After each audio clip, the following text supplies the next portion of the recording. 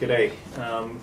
Thought we would spend a couple minutes with you guys talking about what we've been up to in year one. And one of the main things we've been up to is a large-scale review exercise across practice, policy, and research. And really one of the things that we've seen is that there's been an explosion in research in this area of kids' disaster risk reduction in the last 15 years. 36 studies have been published.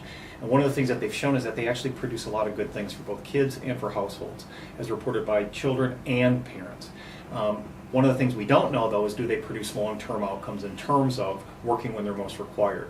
Another problem we've actually uncovered is something that you guys already know, which is around these programs get implemented infrequently on a one-off kind of basis at times, and really one of the problems we want to tackle is trying to get these programs implemented at larger scale so that more kids can be covered. Now, one of the things we've seen in focus group research with teachers and the like is that teachers get concerned that they're not trained, that the curriculum is too crowded, that they're going to freak kids out, a variety of things that appear to get in the way. So our research is about two main things. Do these programs produce the goods in terms of short-term and long-term outcomes, saving lives, reducing injuries, reducing other consequences, but also can they be implemented at scale? So all of our suite of projects are revolving around those two kind of core questions.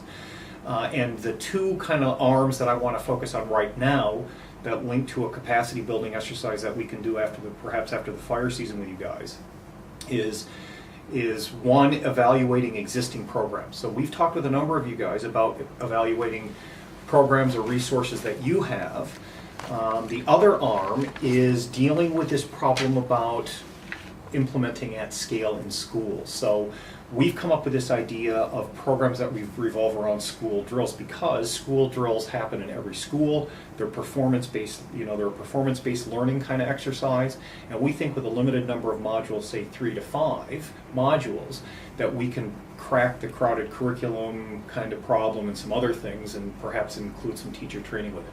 So what that leads to then is the idea of a capacity building workshop kind of exercise that we do after the fire season, where we get together to talk about what your guys' needs are, and talk a little bit more in depth about our review exercise and what we have found there, but also to get your ideas about what various 3 to 5 modules might look like in a reduced program that we can try to get implemented a bit more at scale. So we will be in touch for a consult about how and when and what that might look like. But in the meantime, we'll talk with you again.